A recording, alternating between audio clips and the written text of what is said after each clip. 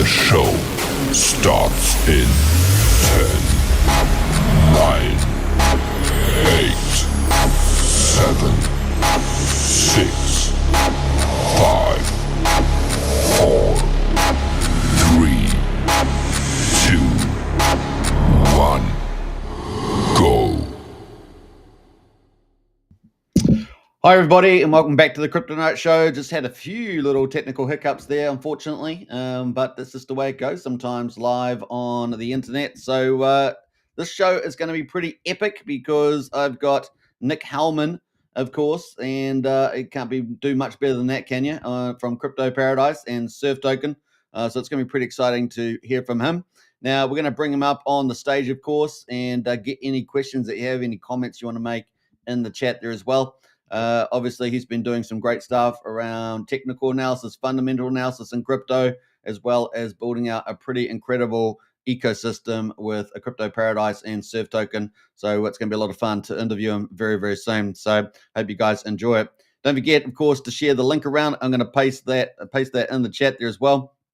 So definitely get out there and post this out on X as much as you can.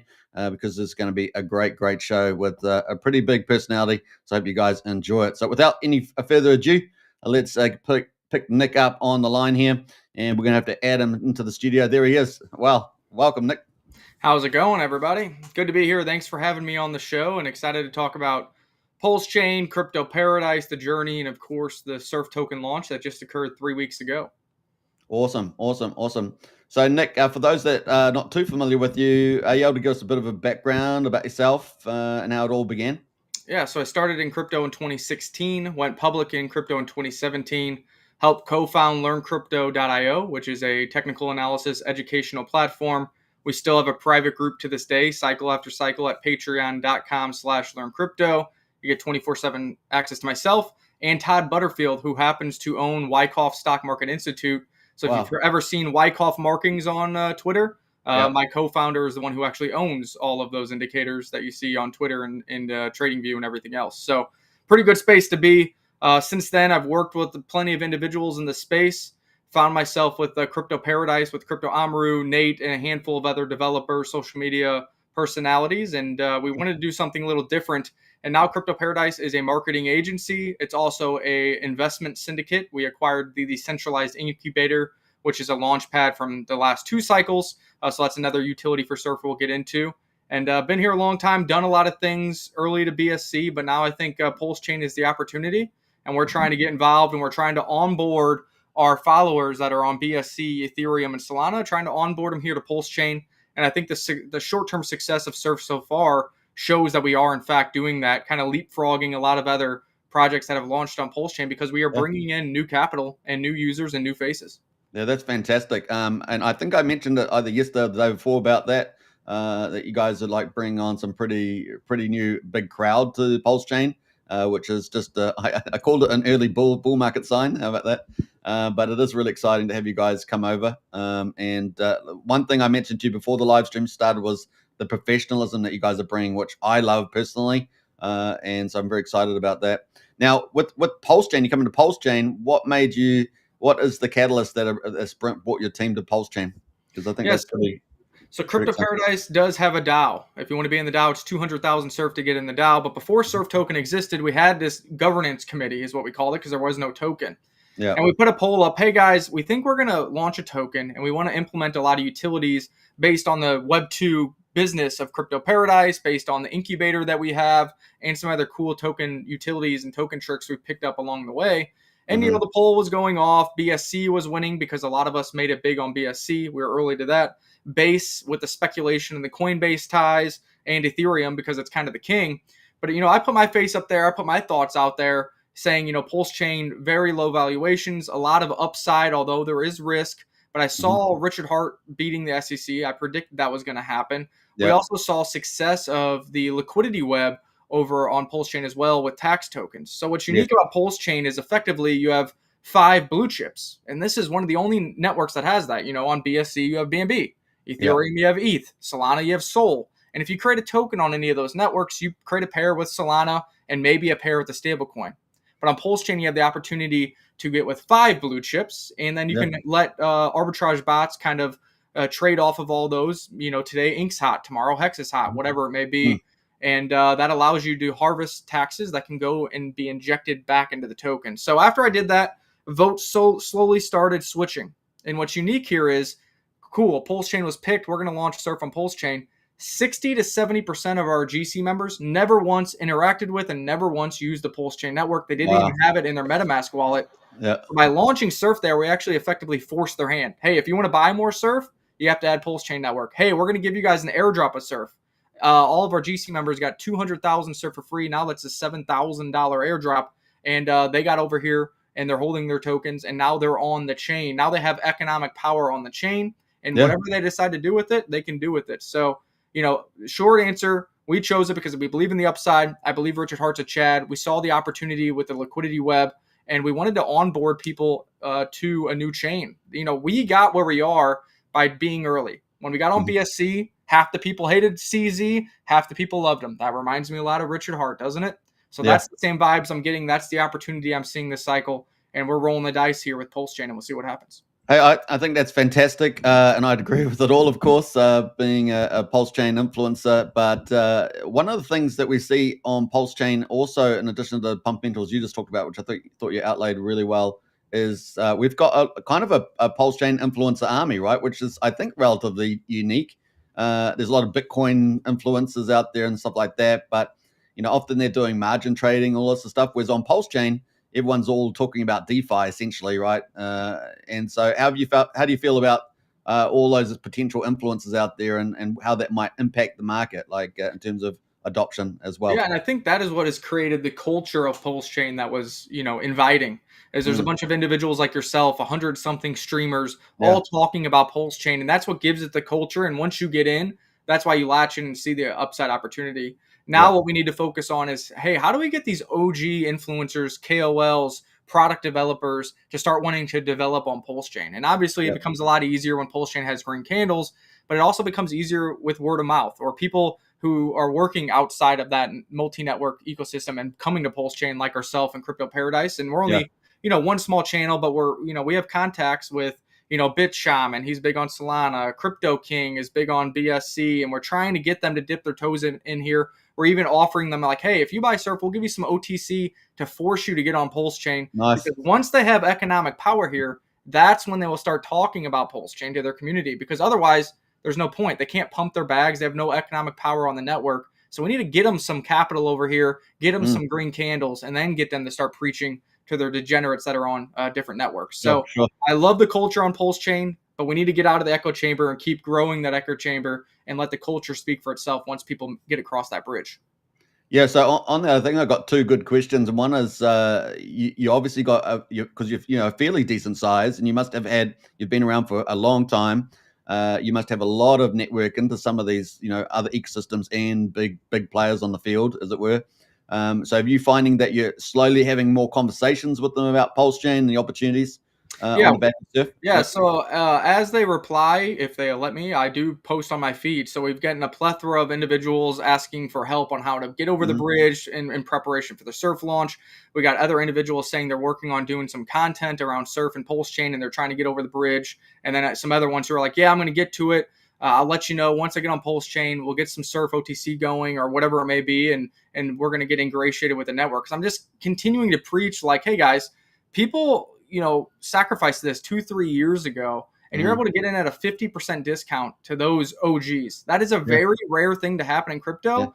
And it's really about market timing and dynamic, because obviously you had the SEC case, still have Interpol, but Ethereum's been such a lagger. And I'm just like, look, the bull market is about to begin, right? You think the alt season is about to begin? Well, here's a network that has an absolute Chad behind it, billions of dollars of economic power, and it's really untouched, prairies, untouched farmland that is looking for builders, that is looking for KOLs, influencers, new investors, and new opportunities. And what's interesting is a lot of the projects that are being launched on PulseChain right now are new DeFi plays where you're getting in at 40K market cap, 100K, 1 million market cap. This is the same thing that happened on other networks, and it's almost like a flashback to me from that cycle with BSC. And that's why I'm so excited for, this opportunity. And I think people are going to continue to slowly make their way over. Of course, we need PulseChain itself to give them the nudge and show us some green candle and some upside. And that makes it a lot easier. It came up against 4,200, didn't it? And now it's trying to hold on to 35, you were saying before the live. Yeah.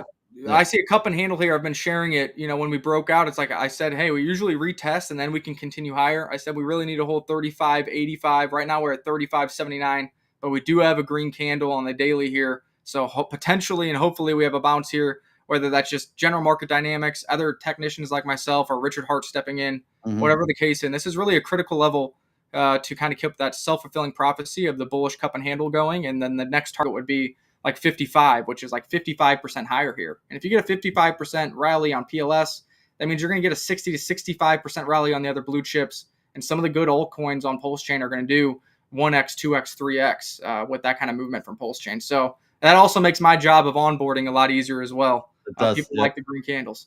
Yeah. Well, talking about that, so you're slowly spreading the word outside now that you've come over, and so a lot of other people are going to hear about it. Obviously, we know people like Ivan on Tech and others have know Richard Hart, follow Rich, PulseChain, but of course, you're also hitting up more influencers on PulseChain, so you're building out that side of your project and team, and you also got Surf matched up with several other top tier tokens like Top Hat from Crypto Coffee. Can you tell us a little bit more about that sort of expansion onto PulseChain? Yeah, so I have done one live show with Crypto Coffee where obviously we're going to collaborate some more, but we're looking for good projects to pair with Surf, because the way liquidity bonding works is if you're with those projects, you can generate either cross collaborations between communities, you can generate volume that produces fees, which we'll talk about the token here in a little bit and how that works. But also, Crypto Coffee seems like he is very benevolent with that token, and he's pretty much like, look, I have a lot of supply, we're not selling it.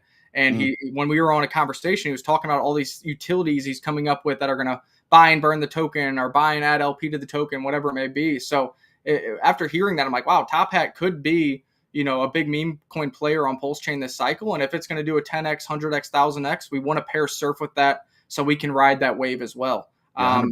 He's a big name in PulseChain. He's willing to collaborate. He understands what we're trying to do. We understand what he's trying to do. And that relationship's just getting started. Yeah, I'm pretty excited. So that's Top Hat, but you're also pairing up with a few other teams, are you not? That are quite large. Yeah, so we were launched with X Protocol, which is CoachX, SPY, Crypto Kong, and their X tokens. So we have an LP there.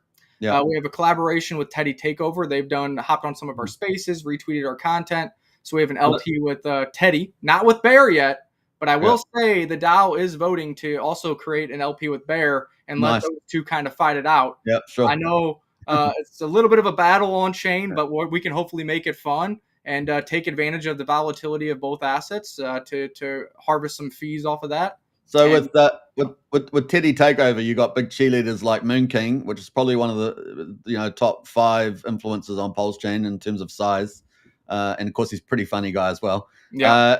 Do you have you any connections with him? Have you been talking with him at all about that? We talk in the background. B Roots and Ian, they're aware of the projects. They're waiting to see. So once we get to the token tax system, they are really big on PTGC, and in their mind, they're like, okay, well, I got a token tax exposure here with PTGC. We'll wait and see what kind of happens with Surf. We'll see if you guys solidify yourself or differentiate yourself before we get involved. They got to protect their reputation and their community. Yep. I understand that completely. Also know the devs of PTGC. They've kind of said the same thing. I still go on PTGC spaces every Saturday as a speaker. So tune into that if you want to learn more about that. So, that's something that I think comes a little later once you prove ourselves, differentiate different utilities, and prove to be benevolent to that ecosystem rather than a vampire attack or extractor from that ecosystem. Oh, fantastic. So the other thing is you guys not only are doing the Surf token and coming onto PulseChain, you're making all those wonderful growth moves. You also got a lot of other products, right? You got all your website and was it the Wickoff? I think it was. A lot of other stuff you guys are doing. So you got a few things going. You got quite a decent sized team as well. And so are you able to talk a little bit about some of those team members that are doing a few of the others again? I know you just sort of covered it briefly at the beginning. Yeah, so under Crypto Paradise, there's really 3 faces or entertainers. That is myself, Crypto Amaru, and Web3 Nate. So those are the faces you'll see if you tune in and hit the follow button on Crypto Paradise to get our alpha. Behind the scenes, we have a social media manager. We have a finance guy, and we have 2 internal devs as well that help us create products. Oh, wow. That's fantastic. And also audited the code before we launched Surf. The nice thing about working and collaborating with X Protocol and the X token is that means we also get the brain of Coach X. We get the dev suite of Spy. We get Crypto Kong and some of those guys. And then as far as Learn Crypto, it's myself and Todd Butterfield. His wife, Carrie, kind of runs all the back office stuff. So there is teams behind these things. These are real businesses. They produce revenue. And the interesting thing is we're actually utilizing some of the revenue and always keeping in mind the Surf token and passing on the utilities of the Surf token. That's kind of the plan because we understand that a successful token, it keeps the community happy. They're getting the reflection rewards, prices going up and to the right. It also makes it much easier for us to get advisory work and clients because it's like, look, you want to trust us with advising you on how to launch on PulseChain or what to do next with your token. Well, look at what other projects we work with. And now we have our own projects and say, hey, look what we did with this project. And we're going to get you the same connections with CoinGecko, CMC, InvestX. We have all the centralized exchange connections. We have all that. And what's interesting is the one roadblock we have run into is some of our connections, centralized exchanges, Collab Land, all these other development suites don't have integration with PulseChain yet. So we do talk to them about that. Our hands are kind of tied. When they integrate PulseChain, Surf is going to be able to slide right into these things right after PLS, right after these blue chips because we have relationships there. But they're not going to add the network just for a $3 million market cap Surf token. Yeah, sure. Now, you guys are so well organized and you got such a fantastic, I think, professional image, and your branding's fantastic. I mean, it is next level. You guys must have a roadmap ahead. So you able to tease us a little bit about what some of the things you might be having? If anybody wants to learn more, you can go to cryptoparadise.net, of course. Essentially, we have Crypto Paradise as the marketing company, and we also have the Launchpad. Right now, pre-sales aren't very hot, but the Launchpad side of things also gets you exposure to other opportunities within the crypto sphere. Right now, we have Frontier Fund, which is kind of a hedge fund, a conglomerate of funds, and they're producing like 4% daily returns on their day trading. So a lot of people in the DAO have put in $10,000 or more into that. And the way it works, it's like a rolling investment. So every 30 days, you're able to get your profits out. And every 60 days, you can compound or take out your initial investment. So that's just an example of an opportunity. Incredible. And to get into these opportunities, essentially, you just got to be in the Surf DAO. 200,000 Surf or more gets you DAO rights. So you vote on the future of Surf, how we use DAO funds. But it also gets you pre-sale opportunities. It gets you those investment opportunities. And you'll get alpha and gems. Like if we're about to do a marketing campaign for a project, who's going to find out first? The DAO is. And you can speculate on it. If you want to take a trade, do what you want. Our most recent example of this, it's a project called Fuck 9 to 5 on Solana. The same, get away from the 9 to 5 vibe. We got involved with them at 295K. It's up to 2 million market cap now. And the DAO members got the heads up that, hey, the Paradise Pump is coming. They're doing a marketing campaign. They're working with other KOLs. This is a really good team. And that's a way for us to provide alpha to the big Surf holders. That's incredible. That's incredible, man. It's such a ton of awesomeness you guys are doing, especially with those yields of the DAO. I love the DAO feature there. So I guess your team puts ideas into the DAO just like anybody else, basically. So we have our own ideas and we pass it through in there, but really everybody in the DAO is throwing around ideas as well. And we put up polls, and then there's a final vote that goes through, and then those funds get deployed. We just actually had the multi-signature wallet confirm, I think it was $16,000 with the PLS out of the DAO wallet. That is because you can speculate on what the DAO wanted to do. So far, the DAO has wanted to buy back Surf off the open market and pair it with other PLS PulseChain assets to fatten up the liquidity pools. Because the way that liquidity bonding works is we want to get the liquidity pools big because we believe blue chips go up, we go up with them or go higher. But also, the bigger our pools can get, the more market maker bots we can attract to those pools to create volume and arbitrage on our different pools. And we have a 5% buy tax, 5% sell tax.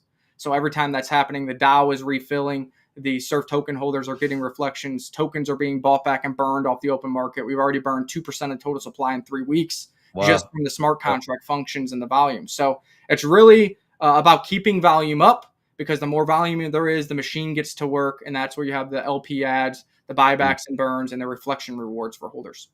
Fantastic. Now, if you guys have got questions for Nick, get them in the chat as well. I see. Is that a dog or a meerkat? That's actually my wife's dog. You can't see my two big dogs. They're sick of the little dog. That's a little There's puppy. one in the back. I can see. Yeah, that's the 4-month-old toy poodle. So that's about as big as it gets. That's my wife's purse dog. I got a German Shepherd over here and like a little Dachshund as well, just staring at her like, "What are you doing down here?" Normally she's upstairs. Nice. All right, cool. Let's jump ship here and let's go to the other view, and we're gonna pull up. Unfortunately, because we had to reset the live stream, I have to re-add the screen. So let's do that first, and pull it up. Bam! But here's the beautiful website here, Crypto Paradise, looking good. So yeah, I mean, maybe you could navigate us through here a little bit, Nick, and show us around. Yeah, so if you just click on the surf tab, I think that's a good start so you guys can see more about the token. I know that's probably what you guys want to see. There's the contract address for you. And yes, it is on PulseChain. So essentially, it is a sustainable token ecosystem, like I explained. It's a 5% buy tax, 5% sell tax. Out of that 5%, 0.5% goes to auto buying and burning the surf token. I think it's 1.5% goes to the DAO, which so far all they've done is bought surf and added to LPs. Okay.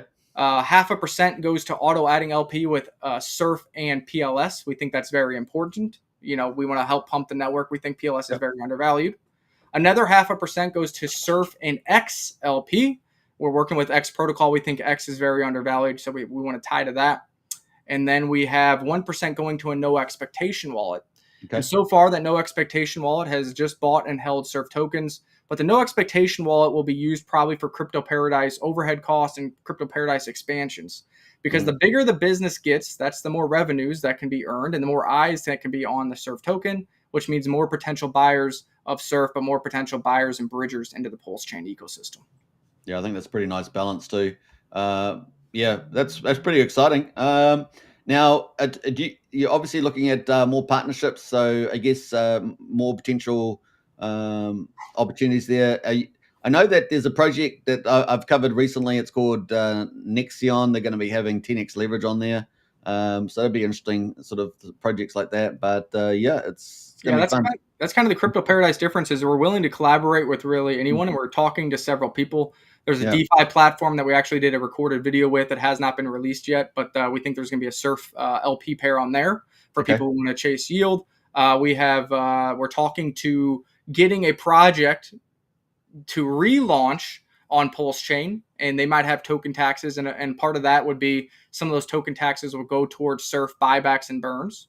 And we're advising a project that is planning on launching on PulseChain as well, and you can probably expect that there will be some kind of utility with the surf token within their platform. So that's the thing is when we provide these services or these marketing campaigns, we're thinking of ways to integrate surf. And if we have other projects that we are bringing to PulseChain, getting launched on PulseChain, obviously that's very good for the network. But if they're automatically buyback and burning surf based on revenues or based on transaction taxes, well, that does very well for surf over the long term as well, because their success is then our success. Also, we are offering marketing deals. So we have I told you about Fuck 9 to 5, and part of that deal was, well, hey, if you own a little bit of surf, then we'll give you a discount on the marketing package. So we're incentivizing even projects that are on different networks. That's the Solana project to get into PulseChain to buy and hold surf in order to get discounted rates on services that we provide. Okay, fantastic. Let's move on to the news site here. You got news as well. I don't know if that's fully updated, but that just links to our YouTube. But news is going to be a free blog that's going to be out there. We're getting the Medium up and running, so that's going to be more the blog side of thing. Yeah, the team will bring you down there. Those are the faces of Crypto Paradise. That's Web3 Nate. That's Crypto Amaru, and that's myself. Behind the scenes, of course, I talked to you about social media manager, the finance guy, and the 2 developers. Yeah, that's pretty fun. I mean, they're fun photos. I like that. And you got case studies as well, I think, on here. The Crypto Paradise. Yeah, and this kind of goes over the services when it comes to the marketing side of things. This is kind of just a one-pager for projects that take a look, and then we can send them a template and stuff like that. Okay, cool. You got a mini app as well. What is that? So that's like a Telegram mini app, almost like the Bonk app. There's some people in there, and we got that developed and built out, doing some giveaways, and we're going to try to use that when retail comes back to continue to onboard more people into Crypto Paradise and do surf token giveaways for interactions, from simple things to like following our channels to more high level things like making it to a retreat or buy a certain amount of surf or whatever it may be. So I'm sure some people are familiar with the Telegram mini apps that have games and such in that. Crypto Paradise does have its own branded mini app in which projects do pay to be on that mini app. And we're going to use it for the benefit of keeping our community interactive, benefiting with surf token buybacks based on the revenue, and the list goes on. That's fantastic. Honestly, I think, the app could be really, really awesome. The other thing is, with promotions, do you guys actually isolate and do an allowance for marketing and promotions? Do you actually do that? Because obviously that would stand you out as well, I think, relatively speaking, to a lot of projects. Say that again. Do you actually allocate like a marketing budget, basically, or promotion? Yeah, so that no expectation wallet is there, Yeah. and we've been in the space for a while. We're doing our best for a token, and I'm sure we'll look at the chart. And those no expectation funds can be used for marketing balances for KOLs or influencers, or our marketing for ads, or whatever we deem is going to be beneficial. Remember, a lot of KOLs and influencers don't really move the needle, or they want to charge an arm and a leg for one tweet. That's right. We're trying to cultivate organic growth and want people to get on board that actually want to be here for the long term. So we prefer hey, you have a platform, whether you have 100 followers or 100,000 followers, we have a relationship with you. We think you're benevolent towards surf. You want to actually learn and be a holder. Maybe we can offer you an OTC deal. Go to the market, go buy some, show us that you bought it, and we'll give you some OTC on top for showing support. And let's figure out a way to collaborate with each other and get you onboarded into the Crypto Paradise family. 100%. And I want to go back to a point you just made about big influencers that they'll charge you an arm and a leg, and you might get under delivered as well on promotions. And I think that's important, and that's why here at the Crypto Night Show we've expanded into doing promotions on PulseChain, because we have not just YouTube, but we also got a lot of social media networks that we have access to. And so we're trying to get a professional, ethical level service that's moderately priced so that teams can actually be seen, right? Because you can have the greatest product in the world, but if you're not being seen, then you need to get out there and do that. So I 100% agree on that. So it's really nice to see that sort of echoed back. And you guys are a great example of a team doing good promotion. So it's it's all it's all about like long-term relationships. One tweet doesn't move the needle. It's just like anything in life. Somebody needs to see something or do something multiple times before it becomes a habit. And these projects need marketing and people to come on board that are there for the long term. 1 month, 2 months, 3 months, going to hold the bag. Need to be involved, want to be involved, and have interest in the project. Otherwise, it just looks like hollow shill tweets. And people are starting to be able to see through that. That doesn't move the needle. That doesn't get people excited, and that doesn't get people interested. Yeah, you've got many tastes. You have to talk like you're talking to your friend rather than you're doing a shill post. Yeah, that's right. All right, so let's get onto the chart because here it is, the surf chart here on PulseChain. Hurrah, hurrah! Welcome. And of course, it's been around for 21 days and 6 hours apparently here on Deck Screener. Yeah, exactly. Three weeks now. So give us your thoughts about this, and maybe just refresh the tokenomics, and I'll post it in the chat there as well. Yeah, I mean, we launched, what we wanted to do was a low fully diluted valuation with a high float. And what that means is we did a fair launch around $11,000 market cap, and we put 72% of the tokens into liquidity. So put them out there in the market. Anybody can get them. An additional 20% of the tokens were used for an airdrop to our OG members. Now, we were strategic with the airdrop. A lot of people waited and didn't buy that first dip because they thought the airdrop was going to come out and this was going to look like an airdrop token and go down into the right. Sure. But remember, 200,000 surf or more gets you in the DAO Alpha group. So what do you think we airdrop to those OG members? Exactly 200,000. If they sell any tokens, they're out. And they know the value that we have provided. So if you want to sell at that time, it was like a $500 airdrop and miss out on the alpha, the gems, and the surf upside for the rest of the cycle, then that's fine. But you're going to miss out on that. And what we saw is, that was actually the low. We were doing the airdrop during that low, and nobody really sold. And we've gone, 10x from those levels. So, this is still just an early milestone. I know for PulseChain, once you get into this 2, 3, 4, 5 million, that's, expensive for the degenerate traders. But on the large scheme of things, we're at 3 million market cap. There's still a lot of opportunity, a lot of utilities. Crypto Paradise isn't going anywhere this cycle. And if you believe PulseChain has upside, well, I mean, we're getting very strong liquidity bondings with these projects. At a $2.8 million market cap, just on that PLS pair, we have 166K liquidity. And if you look, we have on PLSX, we got another 65K. X Protocol, we got 30K. And all Hex and Ink and all those, we have 20 or 30K as well. So pretty thick liquidity for a low market cap. And the token tax and the token economics are allowing us to keep fattening up those liquidities for the green candles that we think will happen with PulseChain. And, that surfing coconut is going to ride that wave of green candles. Yeah, and I'm looking at your volume daily, and you're still, still doing a pretty good volume every day. Obviously, there's variability, but the numbers are looking pretty good relative to liquidity. So, it's ticking along very nicely. And that's at a very low volume time for PulseChain in general. Obviously, we're at a very critical level here for PulseChain. Volume is very low across the board, and hopefully, with the help of Crypto Paradise, we can get a bounce here and get PulseChain working higher. I think that also comes in with the Ethereum price action. It was looking good last night, slowed down a bit today, so we'll see what happens. Yeah, and just to remind, it's a 5% buy tax and a 5% sell tax, correct? Correct. And what was I going to say? You've done a web LP with some of the top tokens that are on PulseChain. You're adding more in, like Top Hat and others. So that's going really well. The other thing is that there's actually not that many tokens, right? It's like 100 million, is it? 100 million tokens? 100 million. And if you use DEX tools, you can actually see the circulating supply updating live in real time. Okay. We're down to like 98.04 million. So 1.96% of the supply has already been burnt by the smart contract functions in the first 3 weeks. And that's purely based off volume. Because remember, 0.5% of the transaction tax is used for auto buys and burns. And I don't think it actually shows the burn address on the holder list because it is using the all zeros. Yes, all zeros. If you wanted to dig in deeper into, kind of three main ways, right? You burn, and one of them is the zeros. Yeah. Okay. Yeah. Okay. Cool. Sometimes the other way is, of course, that it takes off the max supply, right? Which is some people use that method. So DEX you got 134 holders at the moment. So yeah, so DEX tools, whatever API they use is what we kind of program it because we're used to working with other chains more so than PulseChain. And DEX tools is the one that's kind of updating the circulating supply as we go for those who are interested in the dynamics of buybacks and burns and understands how they create success. That's one of the biggest reasons that BNB has had success is buybacks and burns tied to their exchange revenue and their network utilization. So that has to be a core utility for a lot of the projects to have sustainable growth and create higher floors for its holders. Okay. It looks like you probably got around 5% in LP pools. Is that right? About that, maybe? So if you look, that first one is probably the PLS LP, and then all those other contracts are the other liquidity web pools. Yeah. Okay, cool.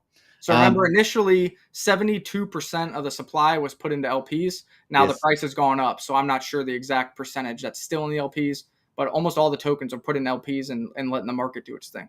Yeah, fantastic. All right, so I think that's kind of cool. Get your questions, guys, into the chat. Don't be shy, as I say. Don't be shy. Now we're going to jump over to come over to your socials here. So you got Crypto Paradise. So you guys have a pretty large following by PulseChain accounts. This would put you at pretty much at the top, I think, just about. But maybe behind Richard Hart. But 136,000 followers. So you guys have been around for quite a while. I mean, it's April 2024, so you guys are growing huge. So this marketing Crypto Paradise a little over a year now, but remember we did work with it. We had Decentralized Incubator, which has been a multi-cycle launch pad, and then we have Learn Crypto, and then we have my personal accounts and all their personal accounts, and we decided we wanted to build this umbrella company and kind of put all of our protocols and projects under one roof. And it's done very well. And when you have a little bit of money for marketing spend and such, it makes it a little easier to pick up followers. I mean, this obviously has like 3 or 4 times the amount of followers than my personal account, and I've had that for much longer. Yeah. This is doing pretty good. So you guys can follow this as well. I'll post the link in the chat there for those that want to, become part of the community there. Let me just, what have we got there? Sorry. I'm pulling up some buttons I didn't even know was in the studio. We do a lot of content with Crypto Paradise, from live shows to spaces to shorts, and always willing to collaborate. So maybe you'll see yourself and the Crypto Night guys over on a Crypto Paradise live show sometime. Yeah, that sounds good. Yeah, excited. Hashtag. All right. So that is Crypto Paradise. So definitely check it out, guys. And of course, Nick Hellman is also on there as well. So you can give Nick a follow if you want to get more good details out of him.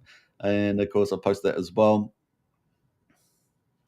And we'll post this on the socials after the live, pinned to the top of the chats. So you guys that watch it after and the replay gang can check it out as well. So what's your opinion of PulseChain right now? Like where it's at after the launch? What do you think of, prices, and what do you think of kind of projects that are being launched over on PulseChain? Like what's your opinion?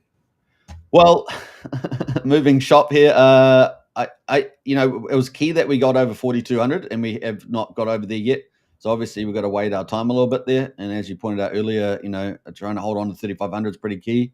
We're obviously still not in that breakout mode yet for that re-rate on PulseChain. That being said, if we see a God mode candle at any time, don't be surprised, I guess, as well. That being said, that's going to come probably from funds that are not on the deck, so not the Magic Carpet Ride funds. I'm sure you're well aware of, and so that's kind of where we are. But in terms of the market dynamics, I think it's going to be very much driven by Trump administration and the Fed, and so those two are pretty important. And I think the Trump lineup, as I normally break down in my normal daily show, is pretty spectacular. He's got to have a strategy in place by the 4th of July with the big tax bill, right, which is progressing through Senate. And then, of course, may end up going back to Congress as well, to committees and stuff like that. So, but that's going pretty well so far. I think also the trade deals, we're probably going to get lots of big trade deals. Japan, India, South Korea, places like that. So I'm expecting that to come. And that's all in the next sort of 38 days, right? So we hope he's got to have that in by 4th of July. That will usher in his vision along with his third strategy, which is leverage and deregulation, right? Which is the longest play. That's a longer play. That includes crypto too, right? So I think by 4th of July gets that in, the market's going to love all the news flows from that, moving forward. And also, I think there's a lot more pressure on the Fed to get the interest rate down. They're playing, I think, a little bit of a political game here. Yep. Because they can say tariffs, but look, the rest of the central banks around the world are lowering their rates, and here's the central bank just holding on, trying to pretend, play little games around the tariff volatility and stuff like that. And so really they should probably have at least gone down to 3.5 on the federal funds rate. So we'll see what happens there. But I think that could also be a trigger for altcoin season too, if you did get that move down from the Federal Reserve. So that's one of the things that may move the altcoin season, and it may move potentially Richard Hart as well, or whoever's running the Magic Carpet Ride, and not from the Magic Carpet Ride funds. Obviously, I think that those probably won't get triggered until they get back to 37.75 on the ETH, and then it's how many ways could you use that, right? You can use it from the income side, the buy side, or you can do an asset play, right? An asset play is a lot smarter. I think we could both agree if you do an asset play on that. So, and it's the same thing that Trump's doing in many ways. He's doing an income play and an asset play, right? And if you do both those together, you're a genius. You look like a genius on the other side, right? And so that's kind of where I feel we are. But in terms of short term, we're just still waiting, biding our times, trying to hold on to this 3,500 on Pulse. Yeah, and I agree with you a lot on that. And a couple other, things that could be catalysts is on June 1st, the SEC votes whether or not the Ethereum spot ETF can provide that dividend yield, like whether those Ethereum can actually go into a validator. And with Petra, it upgraded from 32 to 2,048 ETH for a validator, which is much more manageable and much lower management fees for these institutions to get more validators, which I think could be a catalyst for what I think is going to be the next narrative, which is the Ethereum strategic reserve. We saw a couple companies announce they're going to do Ethereum strategic reserve rather than a Bitcoin strategic reserve, and that brings in a lot of inflows. On top of that, we know that the SEC case is officially over sometime in June if they don't do an appeal, which I don't think they will. So that would be nice to get off Richard Hart's back, and hopefully around that same time, you get Richard Hart kind of either settling or resolving the Interpol case. Like, hey, look, SEC didn't appeal again. We fully beat them. Now let's settle this tax evasion case either with money, or you're saying it's tax evasion on the OA wallets, which now the SEC says isn't mine. So you can't really, get on my back. And I think when all those things line up, plus the actual bigger macro fundamentals, I think that does provide a big outlet for upside for PulseChain.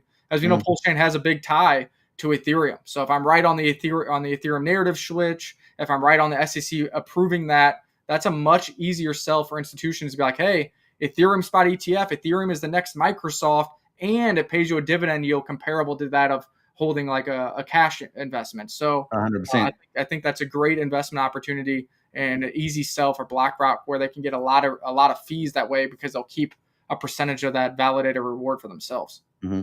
And I think we may have already seen a little bit of early clues on that with Ethereum's little mini run recently. And so I think that bodes very well for a big move. And build on the back of what you're saying around the ETFs and things like that is that, you've got the Trump associate families, that are not in government this time, interestingly enough, but they're in crypto.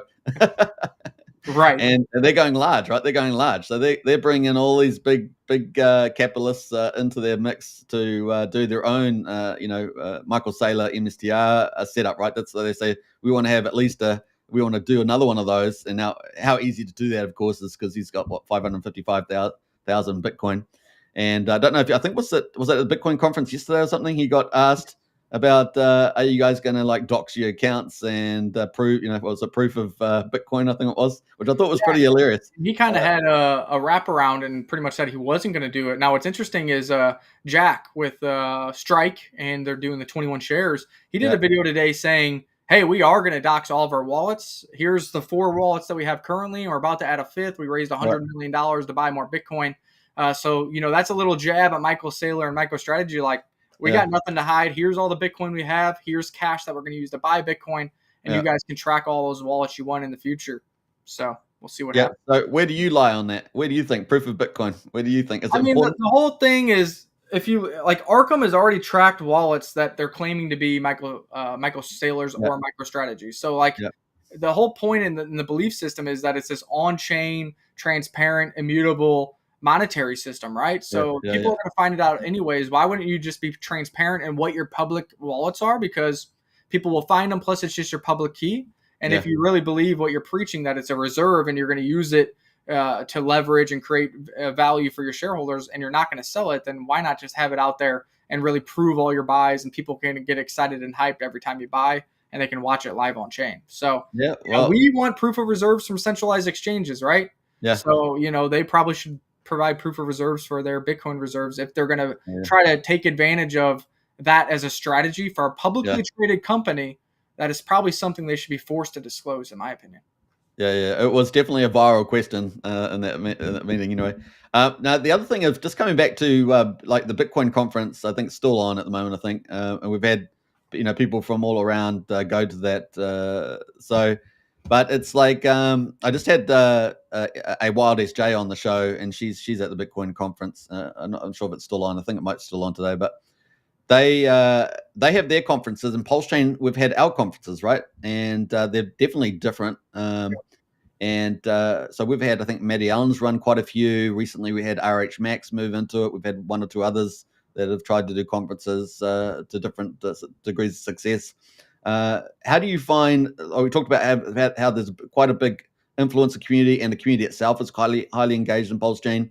How do you feel like the conferences have going? I'm sure you've seen some of them, and of course, Bitcoin ones are a little more polished or have more people going, but that's because it's $110,000 a coin. PulseChain essentially since launch has remained, strong from a culture or community perspective, but it's been down and to the right. So, I think it's hard to get as much hype or get as much people to come out or new faces to come out because A, maybe they're not feeling that great with the price action, but B, they're not feeling very rich either. Maybe that's not the proper term, but if your bags aren't pumping, you don't have the dopamine, you don't have the financial ability to be like, hey, I'm going to sell a couple grand worth of PLS and buy a plane ticket and fly out there and meet everybody. So I think those are only going to get stronger, A, because cycle after cycle, they get more polished. I mean, the early Bitcoin conferences were very rough around the edges, and now you go and it's like being in track 5. You know what I mean? So I think PulseChain will get there. It's just going to take some time and take some green candles, and I think they're going to get bigger and bigger. But what's interesting is they're pretty large for what they are. If you look at PulseChain as a network, like, wow, there's been very few winners on this chain. It's been going on for 3 years, yet the hexagons and pulsicans still remain intertwined and are willing to do these conferences and are trying to spread the word. So that tells you all you need to know about that, because that shows character. And what do you think? How loud do you think they'll be? Or how active do you think they'll be with their wallets or buying projects, whatever, when the chain actually gets green? That's what we haven't seen yet. We've seen this great culture and great activity with red candles. With green candles, I think it only gets more exciting, and that's another play and another reason why we launched Surf Token on PulseChain and why we're talking more about PulseChain. Honestly, I think network. I think, the timing of when you did it, I think was almost exactly when I felt a pivot in the whole PulseChain momentum. I Yeah, really if feel like it you was look at the the charts, very the beginning. Yeah. currently it was almost what I consider could be a potentially a generational low as long as Ethereum as a whole kind of holds together. Mhm. And that bodes well for tokens that launch down there too, because we were able to scoop up blue chips at discounted prices, and as they grow, our LPs will grow, which means that we'll be able to attract more volume from bots, attract more speculators and whales, because we didn't have to have as much capital to get these big LPs that will exist when the blue chips start to get running. So I Yeah. think it was great timing. So we've been talking to quite a few teams, and a lot of teams are trying to get people on PulseChain to invest more for income and be more long-term investors as opposed to meme coin speculators, for example. How do you feel about that? Because obviously with your DAO, you're already in that camp to some degree. Yep. How do you feel about that whole theme? I think that's very important, and that's why other cycles had their big alt seasons. People got in, they picked their communities, they had conviction in the Mhm. speculation of the roadmap, they had conviction in their tokens, and really the biggest thing that helps tokens go up in price is you have to have holders. You got to have more buyers than sellers. So Yeah. I am a big preacher of, hey guys, let's find the 5 or 10 plays that we have big conviction on. Let's get our positions. Let's utilize those tokens. In the case of Surf, if you hold Surf, you're automatically getting Surf reflections to your wallet for doing Mhm. nothing just based on volume. So Yeah. go evangelize Surf, go create buyers, go create more volume, and you're going to be rewarding yourself to that wallet. So I think that's very important. Find good projects at low valuations before the underlying network moves, and those are going to be the biggest mooners and safest plays in your portfolio across all chains. And Yeah. I think that's what Surf's trying to be. That's what I see with PTGC and some of these other tokens that we've paired with. And I think they have a ton of upside potential due to the organic growth they're getting, the community of PulseChain, and of course the undervalued nature of the blue chips that they're paired with. Yeah, I think that's a real alpha drop right there because that is really key. And I think a lot of people, if they do that, will be very happy, towards the top of the bull market Have a cycle. little patience, and if you have conviction on the underlying network and you're in the right altcoins of the network, I think you're going to do very well. So find the altcoins that produce passive income for you, or have a utility that you want to speculate on, or have a cult-like community behind them if it's just a general meme coin, and Mhm. then ride the wave. Try look at the liquidity pools. If they're paired with the blue chips and they have any of the 3 components I just mentioned, they're probably going to do well this cycle. The spot cycle. So, in terms of, we're just talking about the bigger market stuff like Bitcoin and other stuff. Do you have a view on how long the cycle might do, what the profile might look like, what the top of the Bitcoin might be for this Well, particular cycle? I know a lot of people now are switching to they're showing the blow off euphoria top in like July, and I think that is way too early. I mean, Yeah. historically, you would say Q4 of 2025 should be the top, but I've Mhm. been saying for a while now, I think 244,000 Bitcoin by the end of 2025. I think we're going to Yep. surprise the upside. I Yep. also said that this could be the first time we ever break the 4-year halvening cycle and do it for the extension. Maybe we go to Yeah. Q1 2026 Yeah. or even Q2. And Yeah. my thesis for that is we kind of have the black swan of the tariffs, and that's slowed down this market cycle. But also we have the potential extension, because this is where we have big institutions coming in play, governments Mhm. coming in play, companies onboarding Bitcoin into their balance sheets and Ethereum into their balance sheets. And institutional money is very deep, and Mhm. institutional money is very long term. Yeah. Also, when we had the gold ETF come to the market, what happened? It went on a 10-year bull market. I don't Yeah. know if Bitcoin can do 10 years of bull, but that is kind of the history repeating itself. It was, Bitcoin is digital gold. And when gold had its breakthrough into institution and into the ETF plays and into pension plans, it went on a 10-year bull market just based on every 2 weeks, people were auto allocating into that gold ETF. So we'll Yeah. see if that plays out for Bitcoin. But that's why the people are saying July. I'm just like, I don't even know if we're going to have interest rate cuts by July. And the market is looking for 2 to 3 interest rate cuts this year. So Mhm. history of the 4-year cycle says end of this year. You got interest rate cuts coming. You have institutions coming in a big way, and you have Mhm. big innovations happening in the crypto and blockchain space. So I'm thinking end of 2025, worst case scenario, bleeding into 2026, best case scenario, $244,000 Bitcoin, and hopefully Ethereum plays a little catch up on the ratio here. Yeah, I look. I think that sounds very a very good view. I think that's very substantiated as well. So yeah, look forward to it. Look forward to that happening. Now you talked about institutions. This cycle is different, right, from the 2021, right? Because we basically have the ETFs, as you say, more coming, and we also have more sovereign states, approving them through the regulators. And now we have obviously the Bitcoin Strategic Reserve, we have the Ethereum stockpile, and of course we have not just sovereign states like the US leading the way with the digital strategy, but we also have US states. What's your view on how that's all going to play out?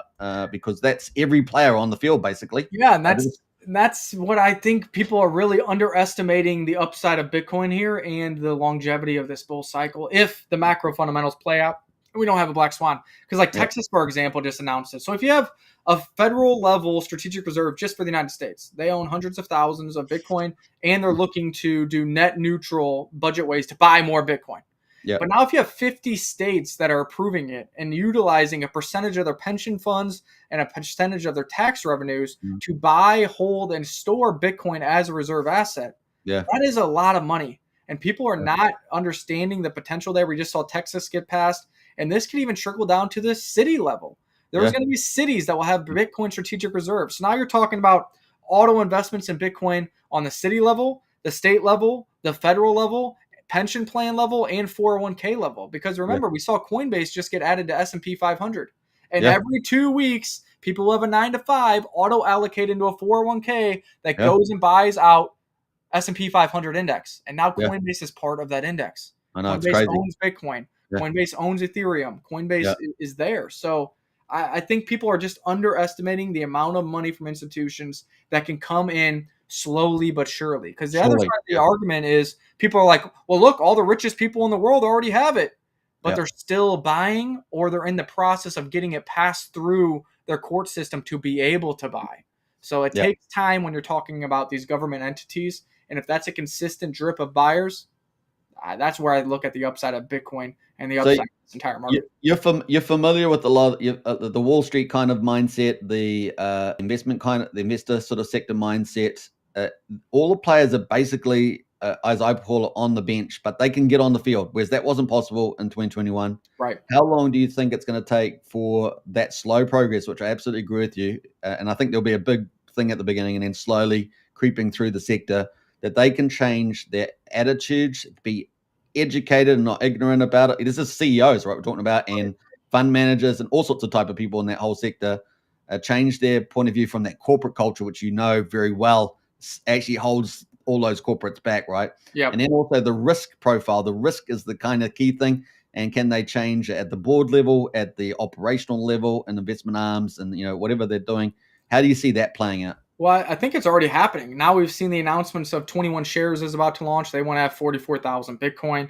You saw that GameStop just bought 4,500 Bitcoin and has another billion potentially to go to Bitcoin, plus another 3 billion in cash. We saw Michael Saylor got on a board meeting with Microsoft in December. Well, guess what? They got another board meeting coming up in June. Do some of them start to vote the other way now that we're getting more regulatory clarity? So I think the chips are starting to fall. We saw like Pakistan and a bunch of these pro soccer and football clubs want to do Bitcoin strategic reserve. So I think it's quickly happening.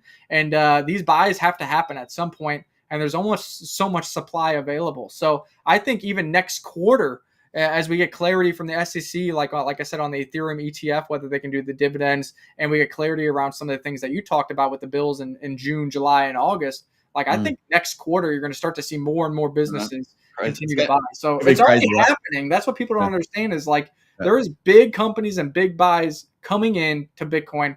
That's why we are where we are, because retail isn't here. Retail is non-existent right now. And there's no hype for it. I'm not getting any text messages from my neighbors yet. So the retail is going to FOMO in at some point. And that's why the people that are saying the cycle will be over with the top in July, I don't see it that way. I don't think the macro fundamentals play out that way. I don't think the Fed plays out that way.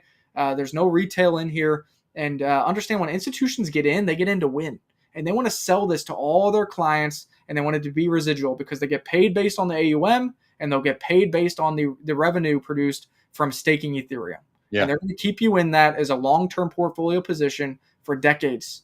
And that's why I think that crypto is here to stay. And that's why I think the bull market will surprise people to the upside here very shortly. And it could get pretty aggressive pretty fast. Like Richard Hart said, God candles can happen anytime on PulseChain. We're starting to see them happening with Bitcoin. Now we need to see the trickle-down effect to the altcoins. And these are substantiated change, right? This is what people dreamed about in Bitcoin for 16 years, whatever it's been, and they always dreamed on it. And here we are. We're here right now, right? You know, in the 2016, 17, 18, I was live, you know, talking about this on the dip, and it was just like a fantasy. Like I thought it could happen, but at that time I worked as for an institutional financial advisor as a performance analyst for you know private equity, hedge funds, precious metals. And that's how I found Bitcoin. And we were talking about like, wait a second, these hedge funds get in some pretty interesting investment products. I could see Bitcoin falling into this in the future. Now it's happening, and now people are like, okay, well, it happened. It's like, no, this is what we were begging for and hoping for 2 cycles ago. Now it's becoming a reality, and you think it's over?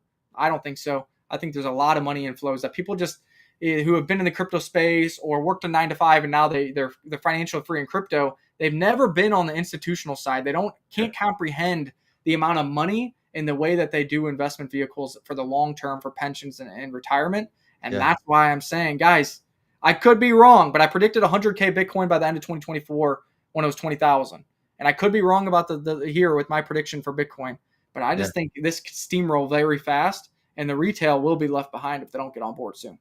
That's true. I mean, let's go fast forward just a little bit further here. We've still got a bit of time, and that is, we're talking about, you know, $250,000 essentially, potentially by the end of this year, extended bull market into the early part of 26 at least, right? Michael Saylor's talking about $13 million in 2045 as the base case. How do you feel about that? That'll be wild. I like to go, you know, one step at a time, one cycle at a time. Like I said, I did a 2024 prediction of 100,000 and went to 104 or 105. Mm-hmm. Now I did my 2025 prediction when Bitcoin, you know, was down there at $70,000. So I like to go year by year, by cycle by cycle. 13 million seems like a massive number. But what I will say is the global market cap of gold is around $22 trillion. And this is an asset where it's ever expanding. We don't really know how much gold even exists or how much gold is being mined. So that's an estimate. Right now, Bitcoin's at like 2 trillion. So that means Bitcoin can do an 11x to even match the current market cap of gold. And you have to assume that on the way of Bitcoin chasing gold price goes up just due to fiat inflation. So although gold is 22 million now, 22 trillion, who's to say it doesn't go to 25 or 30 trillion? And now Bitcoin can do a 15x, a 20x from its current 100,000 market cap to catch that, which puts you now at what, $2 million, $3 million Bitcoin? I mean, that's pretty crazy to think about, but it's very possible. I know a lot of people, when Bitcoin ran from sub $1,000 in 2016 to $20,000 in 2020, or 2017, that kind of blew everybody's mind. Then we saw the run from 3,000 to 69,000. And, you know, these goalposts continue to move because the holder base continues to grow. The financial instruments continue to grow. And as long as there's no like quantum computing thing, you know, I think Bitcoin is kind of entrenched as the digital gold and won't really be replaced for a very long time. Absolutely. I guess that leads us into probably our final question so that we can keep on our timeline. And that is, we've talked about Bitcoin and the wider market. So where do you think PulseChain could be at the end of this year, into 2030 and beyond? Where do you think we could go here? See, that's a tough one. And when I evaluate PulseChain, you know, I'm more of a degenerate, so I'm evaluating altcoins. I was really big into PTGC, and I'm trying to map out what liquidity looks like, because liquidity is king. Trying to map out, does Richard Hart do stuff with the OA wallets? Now, if he deploys all the OA wallets, well, you're 100x, 1000x, you know. But let's just say he doesn't. A 10x from sacrifice price right now is something like a 20 or 25x in PulseChain. And although I think anything less than a 10x is a complete failure of sacrifice price, if this market cycle only goes for the rest of this year, I think doing a 25x for PLS from current levels would be a minor success, and people would probably be pretty happy. So I like to say my most conservative guess for PulseChain currently, outside of Richard Hart doing the magic carpet ride this cycle, would be 10x sacrifice, which would be a 25x from here, which means that the other blue chips probably do 26 to 27x from here. And, you know, if you find the right altcoins, of course, those gains can be much larger. So I think worst case scenario would be that 10x a sacrifice price. But I believe if Richard Hart does live streaming, deploys some OA wallets, you know, Ethereum gets to 5,000, 8,000, 10,000, that's a totally different thing. And we'll talk about that when we get there. And that would lead me to like 50x or 100x for PLS from current prices. Hey, look, Nick, that was a outstanding summary, honestly, and I'm sure you've got people, I got to follow Nick now, that's for sure. So if you want to follow Nick, check out Crypto Paradise, and of course, also I've posted Nick's personal X account as well, which we'll go down to also, and check that out. So there we go. Follow that today. And man, Nick, you dropped a whole ton of alpha during the show. I really appreciate that, and I'm very excited about where Surf's going on PulseChain, and I know we're going to see you everywhere for sure.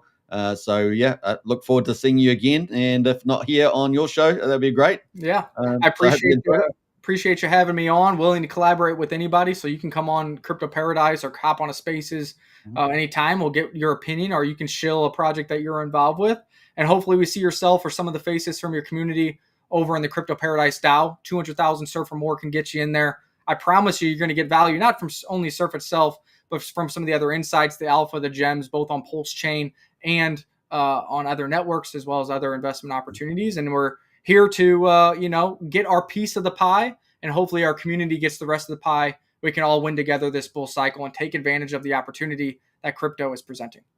Fantastic, Nick. Appreciate it. And everybody out there, you know what to do. Surf the wave on PulseChain. That's how it goes. Love it. All right. Take care, everybody, and we'll see you next time. It's a bye from me. See you guys later. See you guys later. Bye for now.